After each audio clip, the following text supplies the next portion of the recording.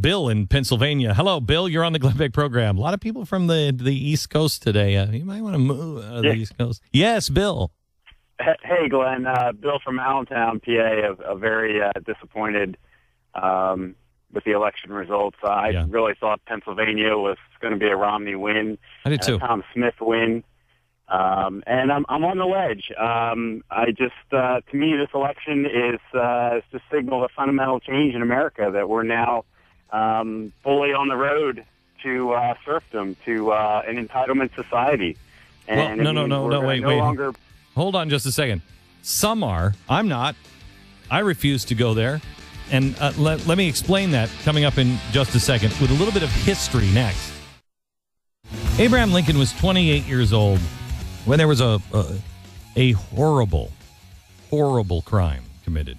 A mob in St. Louis grabbed a black guy off the streets and set him on fire. 28 years old.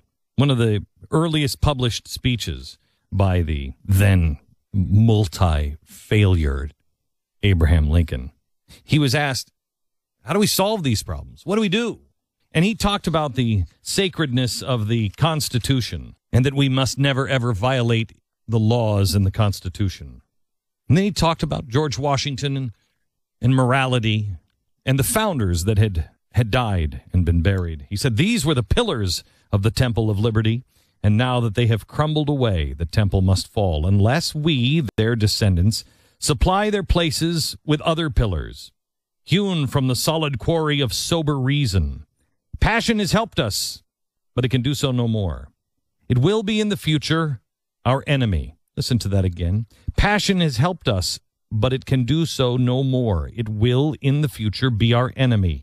Reason, cold, calculating, unimpassioned reason must furnish all of the materials for our future support and defense. Let those materials be molded into general intelligence and sound morality, and in particular, a reverence for the Constitution and laws, and that we improved to the last, that we remain free to the last, that we revered Washington's name to the last, that during his long sleep we permitted no hostile foot to pass over or desecrate his resting place.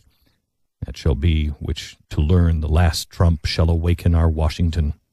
And upon these let the proud fabric of freedom rest as the rock of the bases, and as truly as it has been said of the only greater institution, the gates of hell shall not prevail against it. You might know this one part of the speech. Maybe you've never heard that. At what point is the danger to our Constitution? At what point are we in trouble? At what point do we fail? At what point then, he said, is the approach of danger to be expected? I answer, if it ever reaches us, it must spring up from amongst us. It cannot come from abroad. If destruction be our lot, we must ourselves be its author and its finisher. As a nation of free men, we must live throughout all time or die by suicide. We're dying by suicide, but do not believe for a second you are controlled by the collective. If we lose more people today, if more people say, I just give up, if this isn't your refiner's fire, what will be your refiner's fire? It only gets harder from here. It only gets more difficult. It only is, you're only going to be more tired. But if you don't exercise now, when the race comes to run, you won't have the stamina. This is the exercise. This is the gym class every day. Will you do what I do at gym class or at the gym, or when my wife says, let's take a walk? Or are you going to get yourself into shape? And I know you already have, but you cannot give up. We have got to have every man and woman and child on board.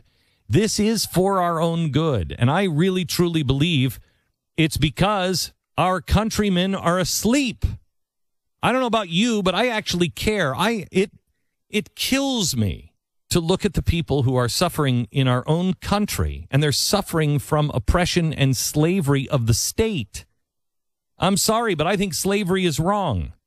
Now, you can call that government subsidies. You can call it that, but it doesn't change what it is. You're a slave to the state, and they're encouraging you to be a slave to the state.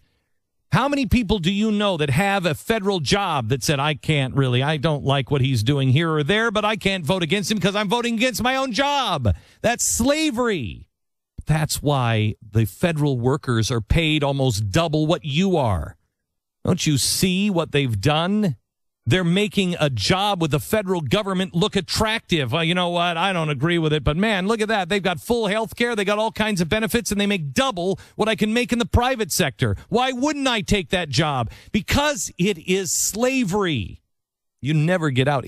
The federal government is Hotel California.